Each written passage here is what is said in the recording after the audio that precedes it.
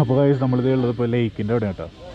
നമ്മുടെ boat house എന്ന് പറഞ്ഞിട്ടുള്ള ബോട്ടൊക്കെ എടുക്കുന്ന സ്ഥലമുണ്ടല്ലോ, ആ സ്ഥലത്താണ് ഇപ്പോൾ നമ്മളുള്ളത്. പിന്നെ ബാക്കിൽ നോക്കി വെച്ചാൽ നമ്മുടെ ചോക്ലേറ്റ്, ഡ്രസ്സ്, അങ്ങനെ ഐറ്റംസ് വിൽക്കുന്ന സ്ഥലം.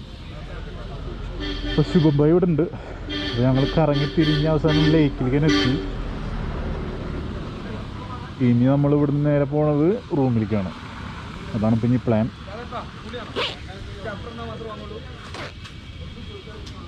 അപ്പോൾ ഈ കടയിൽ നിന്നാണ് നമ്മൾ ചോക്ലേറ്റ് വാങ്ങിച്ചിട്ടോ. ഇവിടുന്ന് ചോക്ലേറ്റ് വാങ്ങിയിട്ട് ശുഭബായിക്ക് ഡൽഹി കൊണ്ടുപോകാനാണ്. അവർ ചോദിച്ചിട്ടുണ്ടായിരുന്നു ഡൽഹി വരെ എത്തുമെന്നൊക്കെ ചോദിച്ചിരുന്നു. ഡൽഹി വരെ എത്തും എന്നൊക്കെയാണ് നമ്മുടെ കടക്കാർ പറഞ്ഞത്. എന്തായാലും നോക്കി നോക്കാം.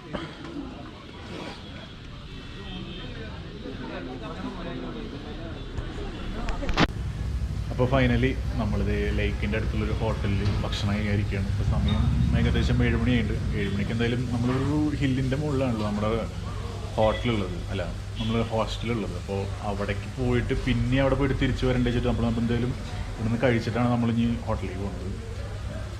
അപ്പോൾ അതേ ഭയ്യ ഇവിടെ ഉണ്ട്. How was your ride, Bhaiya? Should I say in Malayalam? Yeah, no, you can say whatever you want. No, the ride was good. It was amazing. I mean, we did not see many things, but yes, we enjoyed small villages and everything we saw. We enjoyed. The weather is amazing. The fog, everything is good. How about your South Indian rides? No, South Indian ride. The best day was in Visakhapatnam and in Munnar to Kodaikanal. The road was amazing. As I said in earlier video, the road was amazing. The greenery and the scenery. Because it was the first time I was there, so it was. Kodaikanal is also good, but Munnar is very good. I mean all the things, all the scenarios that we see, all the sceneries. It's mind blowing. അപ്പോൾ ആൾ പറയണമെന്ന് വെച്ചാൽ ആൾക്ക് ഇഷ്ടമായത് കൂടുതലും മൂന്നാറാണ്. South Indian സൈഡിൽ വെച്ചിട്ട് മൂന്നാറും പിന്നെ രാമേശ്വരമാണ് ആൾക്ക് കൂടുതൽ ഇഷ്ടപ്പെട്ടെന്നാണ് ആൾ പറയുന്നത്. ഇപ്പോൾ നമ്മൾ പറഞ്ഞുള്ളത് 2 കൊത്തു പൊറോട്ട പറഞ്ഞിട്ട് ബാക്കിലുണ്ടല്ലേ കാട തൂങ്ങി കിടന്നാണ്.